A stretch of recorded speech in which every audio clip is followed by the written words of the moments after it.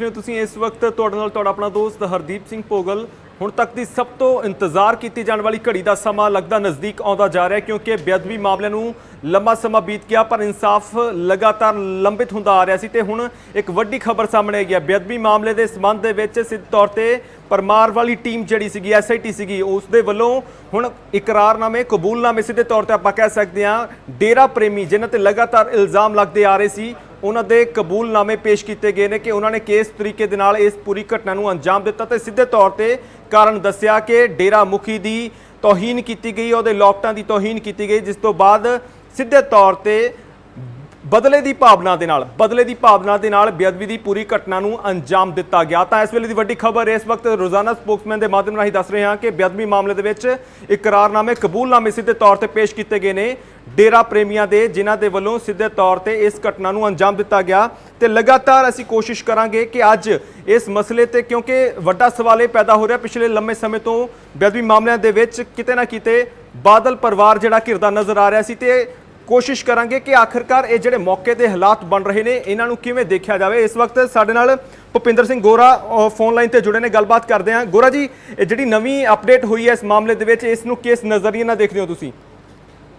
देखो जी, ये तो मैं 2015 से ही जिक्र करता आ रहा है, क्योंकि जो पोस्टर लाके जी इन्हों की मनसा तो वही साफ हो गई थी भी इन्होंने ये जरा है गुरु साहब की बेअदबी की है, क्योंकि इन्होंने की क्योंकि ये उस तो टाइम तो विरोधी कहते थे गुरु साहब को भी ये जरा है सिख कौम साडी एक विरोधी है, क्योंकि जरा होया सी 2000 इन्होंने स्वांग रचा सी 2007 के उस तो उस टाइम तो लैके ये जरा सीगा गुरु साहब को एक किताब कहते होंगे सी जी। ते ओही जिहड़ी चीज़ इन्होंने आपदी फिल्म चलाउण नूं लैके आप जिहड़ी इन्हां दे अंदर खुंदक सी भी असीं गुरु जिहड़ा हैगा सिख कौम अगे बढ़ रही है, सिख कौम नूं असीं खत्म करिए, तो इस करके सारियां जिहड़ियां चालां चल रहे सीगे बड़ियां कोशिशां इन्होंने पहलां ही बहुत कीतियां सी। एक थां ते नहीं गुरु ग्रंथ साहिब की बेअदबी भी भगते हुई रामपुरे हुई वो भी इन्होंने की है। जरा ये जिहड़ी गराड़ी जा अपना बुरज उत्थों इन्होंने गुरु ग्रंथ साहिब 6 साल हो गए ते ये उत्थे इन्हां दे प्रेमियां ने भगते भी की।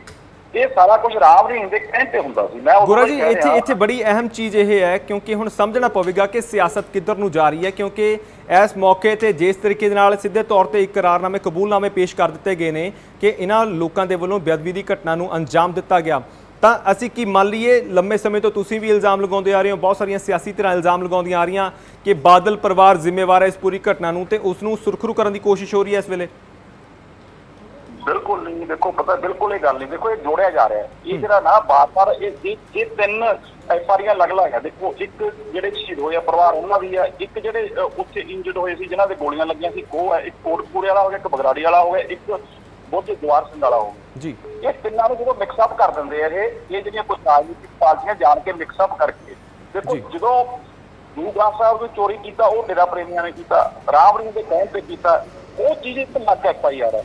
ਜਿਹੜੀ ਸ਼ਹੀਦਾਲੀ ਹੈ ਜਿਹੜੇ ਜਿੱਥੇ 2 ਸ਼ਹੀਦ ਹੋਏ ਆ ਗੁਰਜੀਤ ਸਿੰਘ ਤੇ ਕ੍ਰਿਸ਼ਨ ਭਗਵਾਨ ਜੀ ਉਹ ਲੱਗ ਹੈ ਉਹਦੀ ਜਿਹੜੀ ਹੈਗੀ ਹੈ ਉਹ ਹਜੇ ਚੱਲ ਰਹੀ ਹੈ ਆਲਰੇਡੀ। ਇਹ ਚੀਜ਼ ਦੀ ਜਿਹੜੀ ਹੈਗੀ ਇਹਦੇ ਵਿੱਚ ਬੰਦਿਆਂ ਨੇ ਮੰਨ ਲਿਆ, ਕਬੂਲਨਾਮਾ ਕਰ ਲਿਆ ਵੀ ਅਸੀਂ ਸਾਡੀ ਖੁੰਦਕ ਸੀ, ਕਿਉਂਕਿ ਜਿਹੜੀ ਸਿੱਖ ਕੌਮ ਨਾਲ ਗੁਰੂ ਗ੍ਰੰਥ ਸਾਹਿਬ ਨਾਲ ਖੁੰਦਕ ਸੀ, ਉਸ ਕਰਕੇ ਅਸੀਂ ਜਿਹੜਾ ਸਾਰਾ ਕੁਝ ਕੀਤਾ। ਤੇ ਇਹ ਮੈਂ ਵਾਰ-ਵਾਰ ਕਹਿਣਾ ਵੀ ਜਿੱਦੇ ਤੁਸੀਂ ਰਾਵਰੀ में ਲਿਆਂਦਾ ਉੱਥੇ ਸਾਰਾ ਦੁੱਧ ਦਾ ਦੁੱਧ ਪਾਣੀ ਦਾ ਪਾਣੀ ਕਲੀਅਰ ਹੋ ਜਾਊਗਾ, ਦਿੱਲੀ ਥੈਲੇ ਤੋਂ ਬਾਹਰ ਆ ਜਾਊਗੀ, ਉਹ ਦੱਸੂ ਬੜਾ ਕੁਛ, ਬੜੇ ਰਾਜ ਨਿਕਲਣਗੇ, ਪਤਾ ਨਹੀਂ ਕਿਹਦੇ ਨਾਂ ਆਉਣੇ ਇਹਦੇ ਵਿੱਚ। ਜਿੱਦੇ ਉਹਨੂੰ ਲਿਆਂਦਾ ਤੁਸੀਂ ਉਹਨੂੰ ਐ ਕਰੋ ਘੰਟਾ ਲਿਆ ਕੇ ਪੰਜਾਬ 'ਚ ਸਾਖੀ ਨਾਲ ਪੁੱਛਤਾਛ ਕਰ ਲਓ ਤੇ ਸਾਰਾ ਕੁਝ ਉਹਨੇ ਦੱਸ ਦੇਣਾ ਵੀ ਅਸੀਂ ਕਿਉਂ ਕੀਤੀ ਹੈ, ਕਿਹੜੇ ਇਹਦੇ ਵਿੱਚ ਕੋਈ ਪਾਰਟੀਆਂ ਸ਼ਾਮਲ ਸੀ ਜਾਂ ਕੋਈ ਲੀਡਰ ਸ਼ਾਮਲ ਸੀ, ਕਿਉਂਕਿ ਸਾਰੀ ਚੀਜ਼ ਕਲੀਅਰ ਹੋ ਜਾਂਦੀ ਹੈ जी। जे असीं गल करिए जिद्दां तुसीं एक वैबसाइट की शुरुआत भी की सी जिहदे विच सीधे तौर पर लोगों तो सुझाव मंगे सीगे, ते उस वैबसाइट का की रिस्पॉन्स है इस वेले, क्योंकि तुसीं लगातार मंग कर रहे हो कि बेअदबी मसलिਆਂ का कोई ना कोई हल होना चाहिए, नितारा होना चाहिए, सिट्टा निकलना चाहिए? देखो बड़ा वधिया रिस्पॉन्स है, जिहड़े कुछ दिनों के विच ही ਉਹਦੇ ਨਾਲ ਸਾਡੇ ਨਾਲ ਇਸ ਤੋਂ ਪਹਿਲਾਂ 10-11 ਹਜ਼ਾਰ ਲੋਕ ਜਿਹੜੇ ਹੈਗੀ ਸੰਗਤ ਜੁੜ ਚੁੱਕੀ ਹੈ। ਆਉਣ ਵਾਲੇ ਟਾਈਮ ਦੇ ਵਿੱਚ ਅਸੀਂ ਹਰ ਇੱਕ ਜ਼ਿਲ੍ਹੇ ਦੇ ਵਿੱਚ ਜਾਵਾਂਗੇ, ਉੱਥੇ ਜਾ ਕੇ ਸਾਰਿਆਂ ਨੂੰ ਇਹ ਇੱਕ ਬੇਨਤੀ ਕਰਾਂਗੇ ਵੀ ਆਪਣਾ ਸਭ ਇਹਦੇ ਵਿੱਚ ਸ਼ਮੂਲੀਅਤ ਕਰੋ, ਆਪਣੀ ਰਾਏ ਰੱਖੋ। ਅਸੀਂ ਇਹਦੀ ਜਿਹੜੀ ਇੱਕ ਸਾਈਨ ਕਰਾ ਕੇ ਅਸੀਂ ਪੂਰੀ ਹਾਈ ਕੋਰਟ ਦੇ ਵਿੱਚ ਮਾਨਯੋਗ ਦੇਖੀਏ, ਕਿਉਂਕਿ ਵੀ ਫੇਰ ਇਹਨੂੰ ਕਿਤੇ ਲਮਕਾ ਦੇ ਠੰਡੇ ਵਾਸਤੇ ਚ ਨਾ ਪਾ ਦੇ ਜਿਵੇਂ ਪਹਿਲਾਂ 4 ਸਾਲ। जी बहुत शुक्रिया तुहाडा तमाम जानकारी ਦੇ ਲਈ। ਇਸ वक्त ਸਾਡੇ ਨਾਲ फोन लाइन ते हरजिंदर सिंह माझी जुड़े ने। माझी जी तुसीं सीधा ऑनलाइन हो इस वक्त, असी लगातार गल कर रहे हैं क्योंकि हुण नवां फैसला आ गया ਕਿ ਨਵੇਂ ਜਿਹੜਾ ਬੇਅਦਬੀ ਮਾਮਲਾ ਚੱਲ ਰਿਹਾ ਸੀਗਾ ਇਹਦੇ ਵਿੱਚ ਜਿਹੜੀ ਸਿੱਟ ਬਣੀ ਸੀ ਉਹਦੇ ਵੱਲੋਂ ਸਿੱਧੇ ਤੌਰ ਤੇ ਕੁਝ ਜਿਹੜੇ ਮੁਲਜ਼ਮ ਸੀਗੇ ਜਿਨ੍ਹਾਂ ਤੇ ਲਗਾਤਾਰ ਦੋਸ਼ ਲੱਗੇ ਸੀਗੇ, ਦੋਸ਼ ਆਇਦ ਕੀਤੇ ਗਏ ਸੀਗੇ, ਉਹਨਾਂ ਦੇ ਸਬੰਧ ਦੇ ਵਿੱਚ ਹੁਣ ਇਕਰਾਰਨਾਮੇ ਕਬੂਲਨਾਮੇ ਪੇਸ਼ ਕਰ ਦਿੱਤੇ ਗਏ ਨੇ ਕੁਝ ਵਿਅਕਤੀਆਂ ਦੇ ਜਿਹੜੇ ਡੇਰਾ ਪ੍ਰੇਮੀ ਨੇ ਕਿ ਇਹਨਾਂ ਦੇ ਵੱਲੋਂ ਆਪਣੀ ਗਲਤੀ ਕਬੂਲ ਕਰ ਲਈ ਗਈ ਹੈ। ਇਹ ਵੀ ਦੱਸਿਆ ਗਿਆ ਕਿ ਬਦਲੇ ਦੀ ਭਾਵਨਾ ਦੇ ਨਾਲ ਗੁਰੂ ਗ੍ਰੰਥ ਸਾਹਿਬ ਦੀ ਬੇਅਦਬੀ ਕੀਤੀ ਗਈ ਤੇ ਸਭ ਤੋਂ ਵੱਡਾ ਕਾਰਨ ਉਹੀ ਕਿਉਂਕਿ ਤੁਸੀਂ ਪ੍ਰਚਾਰ ਕਰਦੇ ਸੀ ਉਸ ਇਲਾਕੇ ਦੇ ਵਿੱਚ। ਤਾਂ ਇਹ ਜਿਹੜੀ ਹੁਣ ਨਵੀਂ ਅਪਡੇਟ ਆਈ ਹੈ ਇਸ ਨੂੰ ਕਿਵੇਂ ਦੇਖਦੇ ਹੋ ਤੁਸੀਂ? ਦੇਖੋ ਜੀ, ਸਭ ਤੋਂ ਪਹਿਲਾਂ ਤਾਂ ਮੈਂ ਸਪੋਕਸਮੈਨ ਦੇ ਸਾਰੇ ਦਰਸ਼ਕਾਂ ਨੂੰ ਫਤਿਹ ਸਾਂਝੀ ਕਰਦਾ। ਵਾਹਿਗੁਰੂ ਜੀ ਕਾ ਖਾਲਸਾ, ਵਾਹਿਗੁਰੂ ਜੀ ਕੀ ਫਤਿਹ। ਵੀਰ ਹਰਦੀਪ ਸਿੰਘ ਜੀ, ਗੱਲ ਇਹ ਹੈ ਕਿ ਦੇਖੋ ਜਿਹੜਾ ਇਹ ਜੋ ਕੁਝ ਵਾਪਰਿਆ, ਜੋ ਕੁਝ ਹੋਇਆ ਜੀ, ਇਹ ਮੈਂ ਇਹ ਕਹਿਣਾ ਚਾਹੁੰਦਾ ਕਿ ਸਿਰਫ ਇਹ 5-6 ਡੇਰਾ ਪ੍ਰੇਮੀਆਂ ਦਾ ਕੰਮ ਨਹੀਂ ਹੈਗਾ। ਇੰਨੀ ਗੱਲ ਤਾਂ ਇਹ ਸੱਚ ਹੈ ਕਿ ਇਹਨਾਂ ਨੇ ਕੰਮ ਕੀਤਾ ਜੀ, ਪਰ ਇਹ ਪੂਰਾ ਸੱਚ ਨਹੀਂ ਅਜੇ ਤੱਕ, ਕਿਉਂਕਿ ਦੇਖੋ ਇਹ ਡੇਰੇ ਦੇ ਜਿਹੜੇ ਸ਼ਰਧਾਲੂ ਨੇ ਸੌਦਾ ਸਾਧ ਦੇ, ਉਹ ਤਾਂ ਇੰਨੇ ਕੱਟੜ ਨੇ ਜੀ। ਜਦੋਂ ਉਹ ਉੱਥੇ ਸੇਵਾ ਕਰਨ ਜਾਂਦੇ ਨੇ ਡੇਰੇ ਦੇ ਵਿੱਚ ਤਾਂ ਉਹਦੇ ਕਹੇ ਤੋਂ ਬਿਨਾਂ ਤਾਂ ਉਹ ਉੱਥੇ ਪੱਤਾ ਨਹੀਂ ਤੋੜਦੇ, ਕਿੰਨਾ ਕੁਛ ਉੱਥੇ ਸੇਵਾਵਾਂ ਦੇ ਵਿੱਚ ਜੁਟਦੇ ਹੈ। ਜੇ ਉਹ ਕਿਸੇ ਅੰਬ ਨੂੰ ਹੱਥ ਲਾ ਦਿੰਦਾ, ਕਿਸੇ ਫਰੂਟ ਨੂੰ ਹੱਥ ਲਾ ਦਿੰਦਾ ਤਾਂ ਲੱਖਾਂ ਰੁਪਏ ਦਾ ਉਹਦਾ ਫਰੂਟ ਵਿਕਦਾ ਸੀਗਾ ਜੀ। 700 ਰੁਪਏ ਦੀ ਇੱਕ ਮਿਰਚ ਵਿਕਦੀ ਰਹੀ ਆ ਉਹਦੀ। ਤਾਂ ਮੈਂ ਕਹਿੰਦਾ ਵੀ ਇਹ ਸਾਰੀ ਘਟਨਾਕ੍ਰਮ ਦਾ ਜਿਹੜਾ ਮਾਸਟਰ ਮਾਈਂਡ ਹੈ ਉਹ ਗੁਰਮੀਤ ਰਾਮ ਰਹੀਮ ਹੈ। ਦੂਜੀ ਜਿਹੜੀ ਇਹ ਗੱਲ ਕਹੀ ਜਾ ਰਹੀ ਹੈ ਵੀ ਉੱਥੇ ਆਪਾਂ ਪ੍ਰਚਾਰ ਕੀਤਾ, ਮੈਂ ਦੱਸਣਾ ਚਾਹੁੰਦਾ ਕਿ ਪ੍ਰਚਾਰ ਤਾਂ ਗੁਰੂ ਦੀ ਕਿਰਪਾ ਤੇ ਸੰਗਤ ਦੇ ਸਹਿਯੋਗ ਦੇ ਨਾਲ ਉਸ ਪੂਰੇ ਇਲਾਕੇ 'ਚ ਹੀ ਕੀਤਾ ਆਪਾਂ ਉੱਥੇ ਜੀ। ਉਹ ਤਾਂ ਮਤਲਬ ਜਿਹੜੇ ਡੇਰਾ ਪ੍ਰੇਮੀ ਵੀ ਬਣੇ ਹੋਏ ਨੇ ਉਹ ਸਾਡੀਆਂ ਨਲਾਇਕੀਆਂ ਕਰਕੇ ਬਣੇ ਆ ਨਾ, ਸ਼੍ਰੋਮਣੀ ਕਮੇਟੀ ਦੀਆਂ ਨਲਾਇਕੀਆਂ ਕਰਕੇ ਜੀ। ਜਦੋਂ ਅਸੀਂ ਆਪਣੇ ਭੈਣ ਭਰਾਵਾਂ ਨੂੰ ਮਤਲਬ ਉੱਥੇ ਦੱਸਿਆ ਵੀ ਅਸੀਂ ਅਮੀਰ ਸਿੱਖ ਸੱਭਿਆਚਾਰ ਦੇ ਵਾਰਸ ਹਾਂ, ਸਾਡਾ ਵਿਲੱਖਣ ਸਿੱਖ ਇਤਿਹਾਸ ਹੈ, ਸਾਡੇ ਕੋਲ ਗੁਰੂ ਗ੍ਰੰਥ ਸਾਹਿਬ ਦੀ ਬਾਣੀ ਹੈ, ਜਦੋਂ ਅਸੀਂ ਪਿਆਰ ਨਾਲ ਉਹਨਾਂ ਨੂੰ ਸਮਝਾਇਆ ਤਾਂ ਆਪ ਮੁਹਾਰੇ ਉੱਥੇ ਹਜ਼ਾਰਾਂ ਡੇਰਾ ਪ੍ਰੇਮੀ ਨੇ ਜਿਹੜੇ ਉਹ ਲੋਕਟ ਉਤਾਰ ਕੇ ਵੱਖੋ-ਵੱਖ ਪਿੰਡਾਂ ਦੇ, ਇਹ ਰਿਕਾਰਡ 'ਚ ਤਾਂ ਇੱਕ ਪਿੰਡ ਆਇਆ ਹੈ, ਵੱਖੋ-ਵੱਖ ਪਿੰਡਾਂ ਦੇ ਹਜ਼ਾਰਾਂ ਡੇਰਾ ਪ੍ਰੇਮੀ ਛੱਡ ਕੇ ਡੇਰੇ ਨੂੰ ਉਹ ਗੁਰੂ ਗ੍ਰੰਥ ਸਾਹਿਬ ਪਾਤਸ਼ਾਹ ਦੀ ਸ਼ਰਨ ਵਿੱਚ ਆ ਰਹੇ ਸੀਗੇ ਜੀ। ਪਰ ਨਾਲ ਮੈਂ ਇਹ ਕਹਿਣਾ ਵੀ ਇਹ ਦੇਖੋ ਸਰਕਾਰ ਦੀ ਉਸ ਵਕਤ ਪੂਰੀ ਸ਼ਹਿ ਸੀਗੀ। ਇੱਕ ਪਾਸੇ ਤਾਂ ਸੌਦਾ ਸਾਧ ਦੇ ਚੇਲਿਆਂ ਦੀਆਂ ਜਿਹੜੀਆਂ ਨਾਮ ਚਰਚਾਵਾਂ ਕਰਾਉਣ ਦੇ ਲਈ ਉਹਨਾਂ ਨੂੰ ਸਿਕਿਉਰਿਟੀ ਦਿੱਤੀ ਜਾਂਦੀ ਸੀ ਜੀ, ਉਹਨਾਂ ਨੂੰ ਜਿਹੜੀ ਫਿਲਮ ਦੀ ਪੋਸਟਰਾਂ ਵਾਸਤੇ ਸਿਕਿਉਰਿਟੀ ਮਿਲਦੀ ਸੀ ਜੀ, ਤੇ ਦੂਜੇ ਪਾਸੇ ਮੇਰੇ ਵਰਗੇ ਪ੍ਰਚਾਰਕਾਂ ਨੂੰ ਤਾਂ ਜੀ ਦੀਵਾਨ ਲਾਉਂਦਿਆਂ ਨੂੰ ਰੋਕ ਦਿੱਤਾ ਜਾਂਦਾ ਸੀ ਜੀ। ਮੈਂ ਉਦਾਹਰਨ ਦੇਣੀ ਚਾਹੁੰਦਾ, ਇੱਕ ਪਿੰਡ ਪੱਕਾ ਹੈਗਾ ਫਰੀਦਕੋਟ ਦਾ, ਉੱਥੇ ਚੱਲਦੇ ਦੀਵਾਨ ਦੇ ਵਿੱਚ ਮੈਂ ਭਾਈ ਗੁਰਦਾਸ ਜੀ ਵੱਲੋਂ ਲਿਖੀ ਹੋਈ ਪੰਕਤੀ ਪੜ੍ਹੀ ਜੀ, ਰਾਮ ਰਹੀਮ ਕਹਾਏ ਦੇ ਇੱਕ ਨਾਮ ਦੋਏ ਰਾਹ ਭੁਲਾਣੇ। ਇਹ ਪੰਕਤੀ ਸੁਣ ਕੇ ਉਸ ਵਕਤ ਦੇ ਪ੍ਰਸ਼ਾਸਨ ਦੇ ਉੱਚ ਅਧਿਕਾਰੀ ਚੱਲਦੇ ਦੀਵਾਨ ਵਿੱਚ ਆ ਗਏ ਜੀ, ਕਹਿੰਦੇ ਵੀ ਤੁਸੀਂ ਦੀਵਾਨ ਬੰਦ ਕਰੋ। ਮੈਂ ਕਿਹਾ ਕਮਾਲ ਹੋ ਗਈ, ਦੀਵਾਨ ਚੱਲ ਰਿਹਾ, ਸਮਾਪਤੀ ਹੋਣ ਵਾਲੀ ਹੈ, ਤੁਹਾਨੂੰ ਕੀ ਹੋ ਗਿਆ? ਕਹਿੰਦੇ ਤੁਸੀਂ ਰਾਮ ਰਹੀਮ ਦਾ ਨਾਂ ਲੈਤਾ। ਇਹ ਤੁਹਾਡੇ ਸਪੋਕਸਮੈਨ ਦੇ ਅਖਬਾਰ 'ਚ ਵੀ ਉਸ ਵਕਤ ਛਪੀ ਸੀਗੀ ਖਬਰ ਜੀ।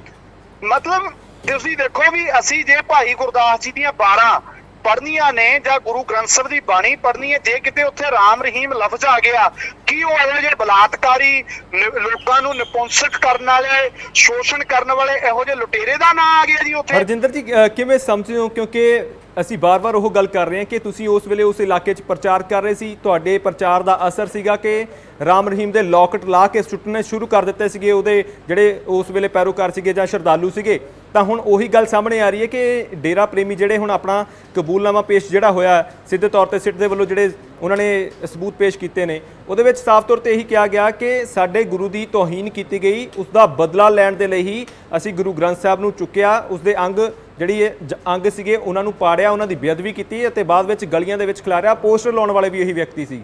ਤਾਂ ਮੰਨਦੇ ਹੋ ਕਿ ਇਸ ਵੇਲੇ ਕਿਤੇ ਨਾ ਕਿਤੇ ਸਿੱਧੇ ਤੌਰ ਤੇ ਹੁਣ ਜਿਸ ਤਰੀਕੇ ਨਾਲ ਸਾਰੀ ਦਾਰੋਮਦਾਰ ਜਿਹੜਾ ਇਸ ਵੇਲੇ ਡੇਰਾ ਪ੍ਰੇਮੀਆਂ ਦੇ ਉੱਪਰ ਸੁੱਟਿਆ ਜਾ ਰਿਹਾ ਤੇ ਦੂਜੇ ਪਾਸੇ ਬਾਦਲ ਪਰਿਵਾਰ ਵੀ ਲਗਾਤਾਰ ਘਿਰ ਰਿਹਾ ਸੀ ਕਿ ਤੇ ਉਹ ਸੁਰਖਰੂ ਹੋ ਰਿਹਾ ਇਸ ਵੇਲੇ ਇਸ ਪੂਰੇ ਮਾਮਲੇ ਦੇ ਵਿੱਚੋਂ?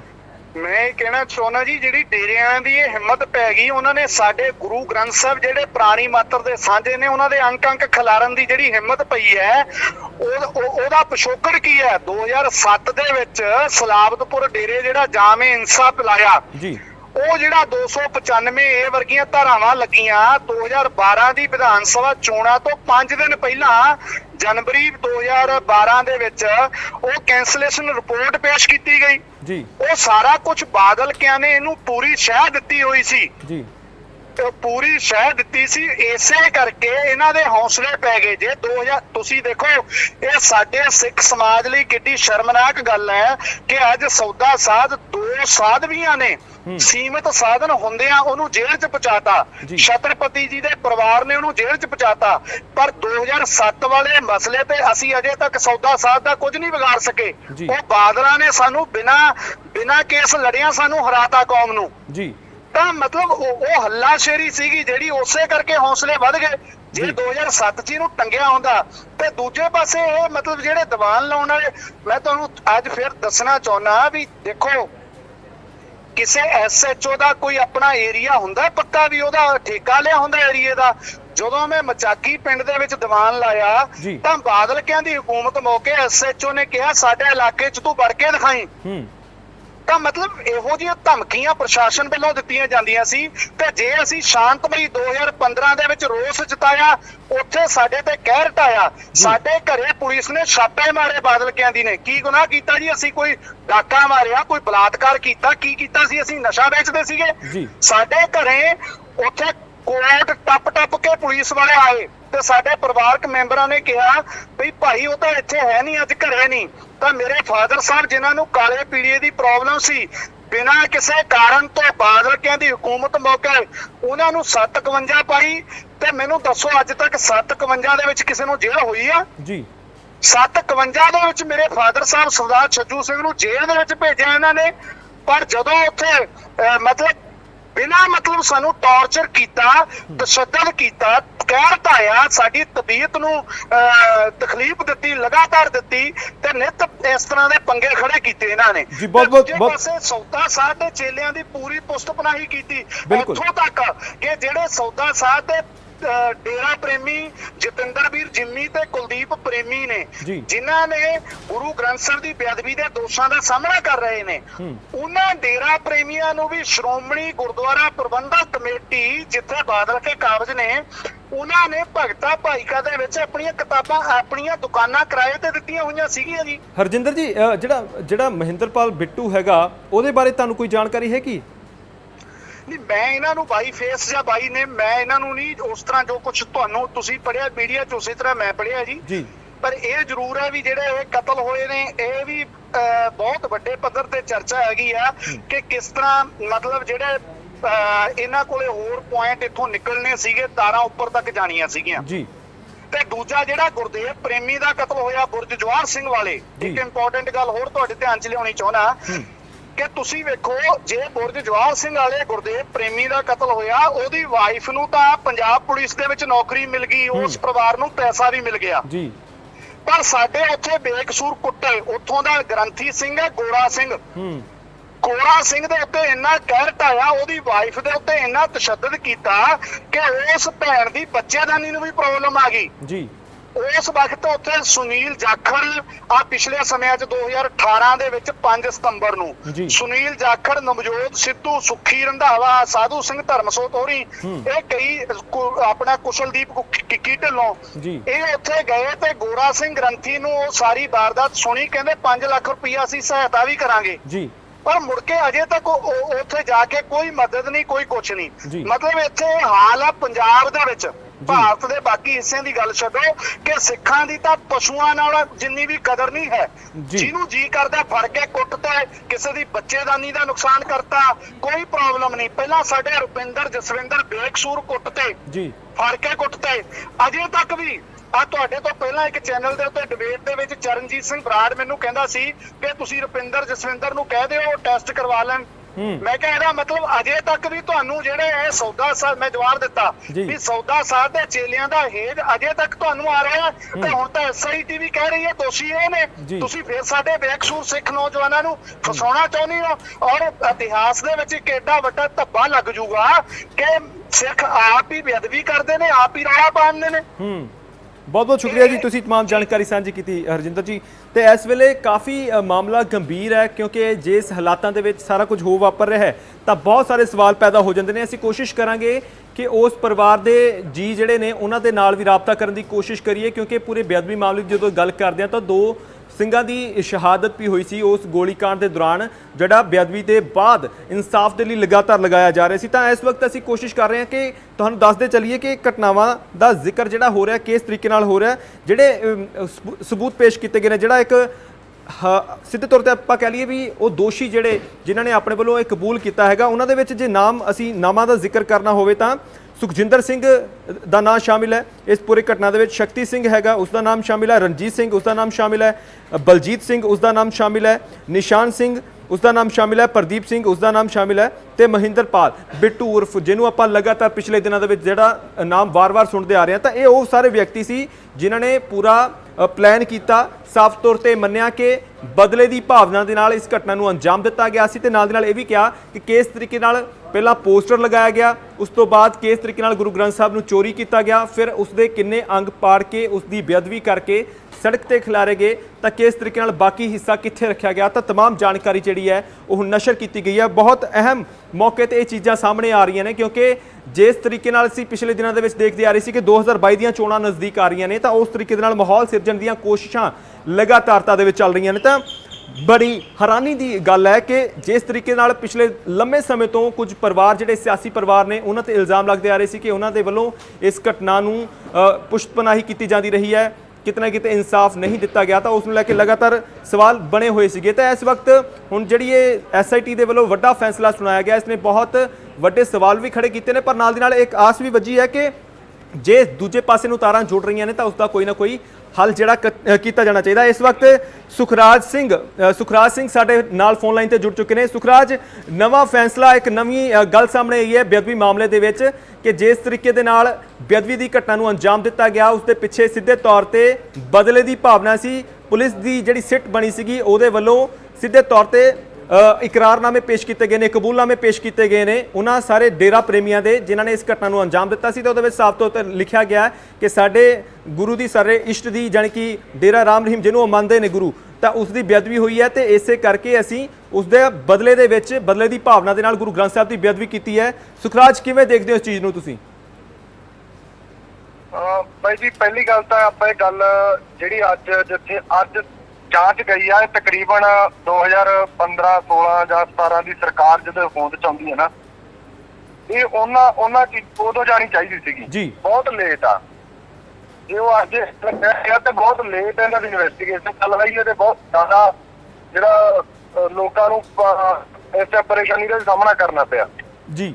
ਤੁਸੀਂ ਆਪਣੇ ਪਰਿਵਾਰ ਦਾ ਜੀ ਗਵਾਇਆ ਸੀਗਾ ਸੁਖਰਾਜ। ਜੇ ਅਸੀਂ ਗੱਲ ਕਰੀਏ ਜਿਸ ਤਰੀਕੇ ਨਾਲ ਹੁਣ ਜਾ ਕੇ ਫੈਸਲੇ ਆ ਰਹੇ ਨੇ, ਅੱਜ ਤੋਂ ਲੰਮਾ ਸਮਾਂ ਬੀਤ ਗਿਆ, 2015 ਦੀ ਘਟਨਾ ਹੈ, ਅੱਜ ਅਸੀਂ 2021 ਦੇ ਵਿੱਚ ਖੜੇ ਹਾਂ, ਕਿਸ ਤਰੀਕੇ ਨਾਲ ਦੇਖਦੇ ਹੋ ਵੀ ਅੱਜ ਜਾ ਕੇ ਗੱਲਾਂ ਸਾਹਮਣੇ ਆ ਰਹੀਆਂ ਨੇ? ਬਾਈ ਜੀ, ਅਸੀਂ ਇੱਥੇ ਇਹੀ ਗੱਲ ਕਰਦੇ ਹਾਂ ਕਿ ਕੀ ਦੇਖੀਏ ਕਿ ਇਹਨਾਂ ਨੂੰ ਕਹੀਏ ਇਨਵੈਸਟੀਗੇਸ਼ਨ ਸਭ ਤੋਂ ਪਹਿਲੀ ਸਿੱਟ ਬਣਦੀ ਆ ਤਾਂ ਉਹ 5 ਕੇ ਡੇਰਾ ਪ੍ਰੇਮੀ ਫੜਦੀ ਆ, ਗੱਲਾਂ ਪੋਸਟਰ ਲਾਉਣ ਤੇ ਕਰ ਦਿੰਦੇ ਆ ਕਿ ਪੋਸਟਰ ਜਿਹੜੇ ਆਪਣਾ ਨੇ ਲਾਇਆ ਜੀ, ਜਿਹਨੇ ਉਹ ਅੱਜ ਤੱਕ ਇਹ ਆਇਡੈਂਟੀਫਾਈ ਨਹੀਂ ਕਰ ਸਕਿਆ ਵੀ ਪੋਸਟਰ ਕਿਹਨੇ ਲਾਇਆ ਜੀ, ਕਿਹਨੇ ਰੱਖਤਾ। ਹੁਣ ਉਸ ਤੋਂ ਬਾਅਦ ਉਹਨਾਂ ਨੂੰ ਚਲੋ ਪੁੱਛਗਿੱਛ ਤੇ ਲਿਆਂਦਾ ਗਿਆ, ਜਿਹੜੀ ਆ ਗੱਲ ਕੀਤੀ ਆ ਅੱਜ ਵਾਲੀ ਆਪਾਂ ਗੱਲ ਕਰਦੇ ਆ, ਉਹਨਾਂ ਨੇ ਕਬੂਲਿਆ, ਤਾਂ ਇਹਨਾਂ ਦੇ ਘਰੇ ਬੈਠਣ ਦੇ ਮਨ 'ਚ ਖਿਆਲ ਨਹੀਂ ਆਇਆ ਬਾਈ ਜੀ ਵੀ ਉਹਨਾਂ ਨੇ ਏਦਾਂ ਕਰਨਾ। ਸੁਖਰਾਜ, ਜੇ ਮੰਨੀਏ ਜਿਸ ਤਰੀਕੇ ਨਾਲ ਹੁਣ ਡੇਰਾ ਪ੍ਰੇਮੀਆਂ ਦਾ ਕਿਤੇ ਨਾ ਕਿਤੇ ਇਕਰਾਰਨਾਮਾ ਜਾਂ ਆਪਾਂ ਕਹਿ ਲਈਏ ਕਬੂਲਨਾਮਾ ਜਿਹੜਾ ਸਾਹਮਣੇ ਆ ਰਿਹਾ ਹੈ, ਤਾਂ ਇਹਦੇ ਵਿੱਚ ਸਾਫ਼ ਤੌਰ ਤੇ ਮੰਨਿਆ ਕਿ ਉਹਨਾਂ ਨੇ ਪੋਸਟਰ ਲਗਾਏ ਸੀਗੇ, ਉਸ ਤੋਂ ਬਾਅਦ ਗੁਰੂ ਗ੍ਰੰਥ ਸਾਹਿਬ ਨੂੰ ਚੋਰੀ ਕੀਤਾ ਸੀਗਾ, ਪੋਸਟਰ ਲਗਾਏ, ਫਿਰ ਇਹ ਕਿਹਾ ਕਿ ਕੁਝ ਅੰਗ ਜਿਹੜੇ ਗੁਰੂ ਸਾਹਿਬ ਦੇ ਉਹ ਪਾੜੇ ਗਏ, ਉਸ ਤੋਂ ਬਾਅਦ ਉਹਨਾਂ ਦੀ ਬੇਅਦਬੀ ਕੀਤੀ ਗਈ। ਸਾਰੀ ਤਫਸੀਲ ਦੇ ਵਿੱਚ ਦੱਸਿਆ ਕਿਹੜੀ ਗੱਡੀ ਦੇ ਵਿੱਚ ਆਏ, ਕੌਣ ਗੱਡੀ ਦੇ ਵਿੱਚ ਬੈਠਾ ਸੀਗਾ, ਕਿਹੜੇ ਵਿਅਕਤੀ ਸੀਗੇ, तमाम ਜਾਣਕਾਰੀ ਹੁਣੇ ਇਸ ਕਬੂਲਨਾਮੇ ਦੇ ਵਿੱਚ ਪੇਸ਼ ਕੀਤੀ ਗਈ ਹੈ। ਤੁਸੀਂ ਮੰਨਦੇ ਹੋ ਕਿ ਇਸ ਵੇਲੇ ਜਿਸ ਤਰੀਕੇ ਨਾਲ ਪਹਿਲਾਂ ਉਸ ਵੇਲੇ ਦੀ ਹਕੂਮਤ ਜਾਣੀ ਕਿ ਉਸ ਵੇਲੇ ਦੀ ਸਰਕਾਰ ਜਿਹੜੀ ਸੱਤਾ ਤੇ ਕਾਬਲ ਸੀਗੀ ਉਹਨੂੰ ਬਚਾਉਣ ਦੀਆਂ ਕੋਸ਼ਿਸ਼ਾਂ ਹੋ ਰਹੀਆਂ ਨੇ ਇਸ ਵੇਲੇ? ਤੁਹਾਡੇ ਹਿਸਾਬ ਦੇ ਨਾਲ ਇਹ ਸਵਾਲ ਜੇ ਅਸੀਂ ਪੁੱਛਣਾ ਹੋਵੇ, ਤੁਹਾਨੂੰ ਕੀ ਲੱਗਦਾ ਇਸ ਚੀਜ਼ ਨੂੰ? ਭਾਈ ਜੀ, ਬਿਲਕੁਲ ਜਿਹੜੇ ਮੇਨ ਦੋਸ਼ੀ ਆਪਾਂ ਇਹਦੇ ਚ ਡੇਰੇ ਦੀ ਇਨਵੋਲਵਮੈਂਟ ਪਹਿਲੇ ਦਿਨ ਤੋਂ ਆਪਾਂ ਨੂੰ ਸਾਰਿਆਂ ਨੂੰ ਪਤਾ, ਚੈੱਕ ਜਥੇਬੰਦੀਆਂ ਨੇ ਪਹਿਲੇ ਦਿਨ ਤੋਂ ਗੱਲ ਕੀਤੀ ਹੋਈ ਆ। 2015 ਤੋਂ 1 ਜੂਨ 2015 ਤੋਂ ਜਦੋਂ ਦਾ ਸੰਘਰਸ਼ ਚੱਲ ਰਿਹਾ, ਉਹਨਾਂ ਨੇ ਸਰੂਪ ਚੋਰੀ ਕੀਤੀ ਆ ਜਾਂ ਫਿਲਮ ਲੱਗਦੀ ਆ ਉਹਨੂੰ ਮਾਫੀ ਲਾਉਣਾ, ਉਸ ਨੂੰ ਪਤਾ ਲੱਗ ਰਿਹਾ ਤਾਂ ਸਿੱਖ ਵਿਰੋਧੀ ਆ ਜੀ। ਤਾਂ ਉਹਦੇ ਵਿੱਚ ਡੇਰੇ ਦੇ ਇਕੱਲੇ 5% ਜਿਹੜੀ ਹੈ ਸਰਕਾਰ ਜਾਂ ਇਨਵੈਸਟੀਗੇਸ਼ਨ ਤੇ ਗੱਲ ਖਤਮ ਕਰਨੀ ਚਾਹੁੰਦੇ ਆ ਜੀ। ਸੋ ਉਹਨਾਂ 5-6 ਤੇ ਗੱਲ ਨਹੀਂ ਰੁਕਦੀ ਤਾਂ ਮਹਾਰਾਸ਼ਟਰ ਗੱਲ ਕਹਿੰਦੀ ਚਲੋ ਵੀ ਇਹਨਾਂ ਦੇ ਜਦੋਂ ਮਾਸਟਰ ਮਾਈਂਡ ਆ ਜਿਹੜਾ ਇਹਨਾਂ ਨੂੰ ਉਤਸ਼ਾਹਿਤ ਕੀਤਾ ਬੇਅਦਬੀ ਪੰਜਾਬ ਦੇ ਵਿੱਚ ਇੱਕ ਵਾਰ ਜਾਂ 2 ਵਾਰ ਇਕੱਲੀ ਬਗਰਾੜੀ ਡਰਾਈਵਰ ਜਾਂ ਆਪਣਾ ਸੌਰੀ ਬਟਦਵਾਰ ਤੋਂ ਸੂਪ ਚੱਕਿਆ ਜਾਂਦਾ ਜੀ। ਤੇ ਮੱਲਕੇ ਦੇ ਵਿੱਚ ਬੇਅਦਬੀ ਉਹ ਕੱਲੀ ਇੰਨੀ ਨਹੀਂ ਆ। 400 ਤੋਂ ਵੱਧ ਵਾਰ ਪੂਰੇ ਪੰਜਾਬ ਦੇ ਵਿੱਚ ਬੇਅਦਬੀ ਹੋ ਚੁੱਕੀ ਆ, ਸਾਜ਼ਿਸ਼ ਅਧੀਨ ਹੋ ਚੁੱਕੀ ਆ ਜੀ। ਤੋ ਇਹ ਪੂਰਾ ਇਹਨੂੰ ਡੂੰਘਾਈ ਤੱਕ ਜਾਣਾ ਪੂਰੇ 5-6 ਬੰਦਿਆਂ ਦੀ ਗੱਲ ਨਹੀਂ ਹੈ। ਤਾਂ ਇਹਦੇ ਵਿੱਚ ਜਿਹੜਾ ਸਭ ਤੋਂ ਸਾਧਾਰਨ ਦਾ ਰਾਮ ਰਹੀਮਾ ਬਲਾਤਕਾਰੀ ਆ ਉਹਨੂੰ ਪੰਜਾਬ ਦੇ ਵਿੱਚ ਲਿਆਉਣਾ ਚਾਹੀਦਾ, ਉਹਦੀ ਪੁੱਛਗਿੱਛ ਜਿਹੜੀ ਵੱਡੇ ਪੱਧਰ ਤੇ ਕਰਨੀ ਚਾਹੀਦੀ। ਸੁਖਰਾਜ, ਹੁਣੀ ਮੇਰੀ ਹਰਜਿੰਦਰ ਸਿੰਘ ਮਾਝੀ ਹੋਰਾਂ ਦੇ ਨਾਲ ਗੱਲ ਹੋ ਰਹੀ ਸੀ ਜਿਹੜੇ ਉਸ ਵੇਲੇ ਪ੍ਰਚਾਰ ਕਰ ਰਹੇ ਸੀ ਉਹ ਇਸ ਪੂਰੇ ਇਲਾਕੇ ਦੇ ਵਿੱਚ ਤੁਹਾਡੇ ਵਾਲੇ ਏਰੀਏ ਦੇ ਵਿੱਚ, ਤੇ ਉਹਨਾਂ ਨੇ ਵੀ ਸਾਫ਼ ਤੌਰ ਤੇ ਇਹੀ ਕਿਹਾ ਕਿ ਕਿਤੇ ਨਾ ਕਿਤੇ ਜਿਹੜੇ ਡੇਰਾ ਪ੍ਰੇਮੀ ਆ ਉਹ ਡੇਰਾ ਮੁਖੀ ਦੇ ਇਸ਼ਾਰੇ ਤੋਂ ਬਿਨਾਂ ਕੰਮ ਨਹੀਂ ਕਰਦੇ ਸੀ, ਤਾਂ ਮੁੱਖ ਤੌਰ ਤੇ ਜੇ ਦੋਸ਼ੀ ਮੰਨਿਆ ਜਾਵੇ ਜਾਂ ਮਾਸਟਰਮਾਈਂਡ ਮੰਨਿਆ ਜਾਵੇ ਉਹ ਤਾਂ ਡੇਰੇ ਦਾ ਜਿਹੜਾ ਮੁਖੀ ਹੈਗਾ ਸਿਰ ਡੇਰਾ ਉਹੀ ਹੋਣਾ ਚਾਹੀਦਾ, ਉਹਦੇ ਤੋਂ ਹੀ ਪੁੱਛਗਿੱਛ ਹੋਣੀ ਚਾਹੀਦੀ। ਤੁਸੀਂ ਵੀ ਉਹੀ ਮੰਗ ਰੱਖ ਰਹੇ ਹੋ ਇਸ ਵੇਲੇ? ਉਹਦੇ ਪੁੱਛਗਿੱਛ ਜ਼ਰੂਰ ਹੋਣੀ ਚਾਹੀਦੀ ਆ ਕਿਉਂਕਿ ਇੱਕ ਵਾਰ ਨਹੀਂ ਪੰਜਾਬ ਦੇ ਵਿੱਚ ਅਨੇਕਾਂ ਵਾਰ ਬੇਅਦਬੀ ਹੋਈ ਆ, ਭੰਤੇ ਹੋਈ ਆ, ਹੋਰ ਕਈ ਥਾਵਾਂ ਦੇ ਵਿੱਚ ਬੇਅਦਬੀ ਹੋਈ ਆ ਤਾਂ ਜਿਹਦੇ ਵਿੱਚ ਡੇਰੇ ਦੀ ਸਿੱਧੀ ਇਨਵੋਲਵਮੈਂਟ ਦਿਖਾਈ ਗਈ ਆ। ਡੇਰੇ ਦੇ 3 ਜਿਹੜੇ ਭਗੌੜੇ ਕਰਾਰ ਹਾਈ ਕੋਰਟ ਵੱਲੋਂ ਦਿੱਤੇ ਗਏ ਆ ਤਾਂ ਉਹ ਵੀ ਉਸ ਡੇਰੇ ਨਾਲ ਤਾਲੁਕਾਤ ਰੱਖਦੇ ਆ ਜੀ। ਸੋ ਉਹਦੀ ਪੁੱਛਗਿੱਛ ਜ਼ਰੂਰੀ ਆ। ਪੰਜਾਬ ਦੇ ਵਿੱਚ ਸਲਾਦਪੁਰੇ ਦੇ ਵਿੱਚ ਜਿਹੜਾ ਉਹਨੇ ਪੈਸ਼ਾਕ ਪਾ ਕੇ ਆਪਣੇ ਸੱਤ ਸਾਰੇ ਸਾਜਣ ਦੀ ਗੱਲ ਪੰਜਾਬ ਦੇ ਵਿੱਚ ਕੀਤੀ ਆ ਜੀ, ਤਾਂ ਇਹ ਬਹੁਤ ਵੱਡੀਆਂ ਗੱਲਾਂ ਤੇ ਵੱਡੀ ਸਾਜ਼ਿਸ਼ ਜਿਹੜੀ ਸਿੱਖ ਧਰਮ ਨੂੰ ਨੀਵਾਂ ਦਿਖਾਉਣ ਦੇ ਲਈ ਜਾਂ ਉਹਨਾਂ ਦਾ ਗੁਰੂ ਗ੍ਰੰਥ ਸਾਹਿਬ ਪ੍ਰਤੀ ਪਿਆਰ ਭਾਵਨਾਵਾਂ ਘਟਾਉਣ ਦੇ ਲਈ ਹਰਕਤਾਂ ਕੀਤੀਆਂ ਗਈਆਂ ਤਾਂ ਉਹਦੇ ਲਈ ਜਿਹੜੀ ਪੁੱਛਗਿੱਛ ਬਹੁਤ ਜ਼ਰੂਰੀ ਆ। ਬਹੁਤ ਬਹੁਤ ਸ਼ੁਕਰੀਆ, ਤੁਸੀਂ ਤਮਾਮ ਜਾਣਕਾਰੀ ਸਾਂਝੀ ਕੀਤੀ। ਸੁਖਰਾਜ ਤਾਂ ਕੋਸ਼ਿਸ਼ ਕਰ ਰਹੇ ਸੀ ਕਿ ਉਹਨਾਂ ਲੋਕਾਂ ਦੇ ਨਾਲ ਗੱਲਬਾਤ ਕਰਨ ਦੀ ਜਿਹੜੇ ਪਿਛਲੇ ਲੰਮੇ ਸਮੇਂ ਤੋਂ ਬੇਅਦਬੀ ਦੇ ਮਾਮਲਿਆਂ ਦੇ ਨਾਲ ਜੁੜੇ ਆ ਰਹੇ ਨੇ ਤੇ ਲਗਾਤਾਰ ਕਿਉਂਕਿ ਇਹਨਾਂ ਨੇ ਆਪਣੇ ਜੀ ਗਵਾਏ ਨੇ ਜਾਂ ਕੋਈ ਨਾ ਕੋਈ ਉਹਨਾਂ ਦੇ ਨਾਲ ਵਧੀਕੀ ਹੋਈ ਹੈ ਇਸ ਪੂਰੇ ਸਮੇਂ ਦੇ ਦੌਰਾਨ। ਤਾਂ ਸਾਫ਼ ਤੌਰ ਤੇ ਹਰਜਿੰਦਰ ਸਿੰਘ ਮਾਝੀ ਦੀ ਗੱਲ ਕਰ ਲਈਏ, ਸੁਖਰਾਜ ਦੀ ਗੱਲ ਕਰ ਲਈਏ ਜਾਂ ਭੁਪਿੰਦਰ ਗੋਰਾ ਦੀ ਗੱਲ ਕਰ ਲਈਏ ਤਾਂ ਉਹ ਲਗਾਤਾਰ ਬੇਅਦਬੀ ਮਾਮਲਿਆਂ ਦੇ ਜੁੜੇ ਮਸਲਿਆਂ ਨੂੰ ਲੋਕਾਂ ਦੇ ਸਾਹਮਣੇ ਵੀ ਪੇਸ਼ ਕਰਦੇ ਆ ਰਹੇ ਨੇ ਤਾਂ ਕੋਸ਼ਿਸ਼ ਕਰ ਰਹੇ ਨੇ ਕਿ ਇਨਸਾਫ ਹੋਵੇ। ਤਾਂ ਅੱਜ ਜਿਹੜੀ ਇਹ ਨਵੀਂ ਅਪਡੇਟ ਆਈ ਹੈ ਜਿਸ ਤਰੀਕੇ ਨਾਲ ਹੁਣ ਸਿੱਧੇ ਤੌਰ ਤੇ ਕਬੂਲਨਾਮੇ ਪੇਸ਼ ਕੀਤੇ ਗਏ ਨੇ ਵੀ ਇਹ ਵਿਅਕਤੀਆਂ ਨੇ ਕੀ ਭੂਮਿਕਾ ਸੀ ਉਹ ਸਿੱਟ ਦੇ ਵੱਲੋਂ ਪੇਸ਼ ਕਰ ਦਿੱਤੇ ਗਏ ਆ ਕਿ ਉਹਨਾਂ ਨੇ ਕਬੂਲ ਕਰ ਲਿਆ ਹੈਗਾ ਕਿ ਉਹਨਾਂ ਨੇ ਬਦਲੇ ਦੀ ਭਾਵਨਾ ਦੇ ਨਾਲ ਬੇਅਦਬੀ ਦੀ ਘਟਨਾ ਨੂੰ ਅੰਜਾਮ ਦਿੱਤਾ ਸੀ। ਤਾਂ ਇਸ ਤੋਂ ਬਾਅਦ ਹੁਣ ਜਿੱਥੇ ਇੱਕ ਪਾਸੇ ਕਿਤੇ ਨਾ ਕਿਤੇ ਜਿਹੜੀ ਸਿੱਧੇ ਤੌਰ ਤੇ ਆਸ ਬੱਝੀ ਹੈ ਕਿ ਕੋਈ ਨਾ ਕੋਈ ਇਨਸਾਫ ਛੇਤੀ ਹੋ ਸਕਦਾ 2022 ਦੀਆਂ ਚੋਣਾਂ ਤੋਂ ਪਹਿਲਾਂ, ਪਰ ਨਾਲ ਦੀ ਨਾਲ ਸਵਾਲ ਇਹ ਵੀ ਪੈਦਾ ਹੁੰਦਾ ਕਿ ਇੰਨਾ ਲੰਬਾ ਸਮਾਂ ਕਿਉਂ?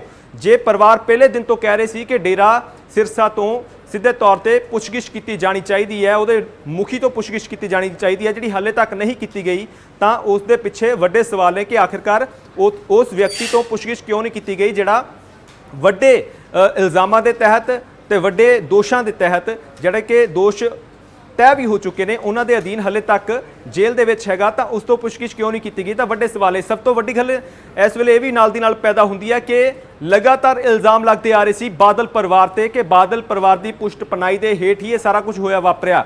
ਤਾਂ ਕੀ ਇਸ ਵੇਲੇ ਸਿੱਧੇ ਤੌਰ ਤੇ ਕੋਸ਼ਿਸ਼ ਕੀਤੀ ਜਾ ਰਹੀ ਹੈ ਕਿ ਹੁਣ ਡੇਰਾ ਪ੍ਰੇਮੀਆਂ ਦੇ ਉੱਪਰ ਸਾਰੀ ਘਟਨਾਕ੍ਰਮ ਦਾ ਸਾਰੇ ਬੇਅਦਬੀ ਮਾਮਲਿਆਂ ਦਾ ਭਾਰ ਸਿੱਟ ਕੇ ਤਾਂ ਅਕਾਲੀ ਦਲ ਨੂੰ ਸੁਰਖਰੂ ਕਰ ਦਿੱਤਾ ਜਾਵੇ? ਇਹ ਵੀ ਵੱਡਾ ਸਵਾਲ ਇਸ ਵੇਲੇ ਪੈਦਾ ਹੋ ਰਿਹਾ। ਫਿਲਹਾਲ ਇਸ ਵੇਲੇ ਦੀ ਸਭ ਤੋਂ ਵੱਡੀ ਖਬਰ ਇਹੀ ਹੈ ਕਿ ਸਿੱਟ ਜਿਹੜੀ ਪਰਮਾਰ ਦੀ ਸਿੱਟ ਸੀਗੀ ਉਸ ਦੇ ਵੱਲੋਂ ਸਿੱਧੇ ਤੌਰ ਤੇ ਹੁਣ ਇਹ ਜਿਹੜੇ ਡੇਰਾ ਪ੍ਰੇਮੀ ਸੀ ਉਹਨਾਂ ਦੇ ਕਬੂਲਨਾਮੇ ਪੇਸ਼ ਕਰ ਦਿੱਤੇ ਗਏ ਨੇ ਕਿ ਉਹਨਾਂ ਨੇ ਕਿਸ ਤਰੀਕੇ ਨਾਲ ਬੇਅਦਬੀ ਦੀ ਘਟਨਾ ਨੂੰ ਸਿੱਧੇ ਤੌਰ ਤੇ ਬਦਲੇ ਦੀ ਭਾਵਨਾ ਦੇ ਨਾਲ ਅੰਜਾਮ ਦਿੱਤਾ, ਕਿਸ ਤਰੀਕੇ ਨਾਲ ਗੁਰੂ ਗ੍ਰੰਥ ਸਾਹਿਬ ਨੂੰ ਚੋਰੀ ਕਰਨ ਤੋਂ ਪਹਿਲਾਂ ਪੋਸਟਰ ਲਾਏ, ਗੁਰੂ ਗ੍ਰੰਥ ਸਾਹਿਬ ਦੀ ਚੋਰੀ ਕੀਤੀ ਗਈ, ਉਸ ਤੋਂ ਬਾਅਦ ਗੱਡੀ ਜਿਹੜੀ ਦੇ ਵਿੱਚ ਬਿਠਾ ਕੇ ਲੈ ਕੇ ਗਏ, ਤਾਂ ਉਸ ਤੋਂ ਬਾਅਦ ਜਿਸ ਤਰੀਕੇ ਨਾਲ ਕੁਝ ਅੰਗ ਪਾੜੇ ਗਏ, ਉਸ ਦੀ ਬੇਅਦਬੀ ਕੀਤੀ ਗਈ, ਬਾਕੀ ਸਰੂਪ ਕਿੱਥੇ ਰੱਖਿਆ ਗਿਆ, ਤਾਂ तमाम ਜਾਣਕਾਰੀ ਨਸ਼ਰ ਕੀਤੀ ਗਈ ਹੈ। ਤੇ ਇਸ ਵਕਤ ਤੁਹਾਡੇ ਨਾਲ ਇਹ तमाम ਜਾਣਕਾਰੀ ਸਾਂਝੀ ਕਰ ਰਹੇ ਹਾਂ। ਇਸ ਮਾਮਲੇ ਦੇ ਵਿੱਚ ਉਹਨਾਂ ਲੋਕਾਂ ਦੇ ਨਾਲ ਗੱਲਬਾਤ ਵੀ ਕੀਤੀ ਹੈ ਜਿਹੜੇ ਇਸ ਮਾਮਲੇ ਦੇ ਨਾਲ ਲਗਾਤਾਰ ਪ੍ਰਭਾਵਿਤ ਹੋ ਰਹੇ ਨੇ। ਫਿਲਹਾਲ ਅੱਗੇ ਅਪਡੇਟ ਕੀ ਹੁੰਦੀ ਹੈ ਕਿ ਮਾਮਲਾ ਕਿੱਥੇ ਵੱਧਦਾ ਹੈ, ਕੀ ਦੋਸ਼ੀਆਂ ਦੇ ਖਿਲਾਫ ਹੁਣ ਕੋਈ ਵੱਡਾ ਫੈਸਲਾ ਲਿਆ ਜਾਂਦਾ ਜਾਂ ਇਸ ਤੋਂ ਬਾਅਦ ਕੀ ਕਾਰਵਾਈ ਹੁੰਦੀ ਹੈ, ਤੁਹਾਡੇ ਨਾਲ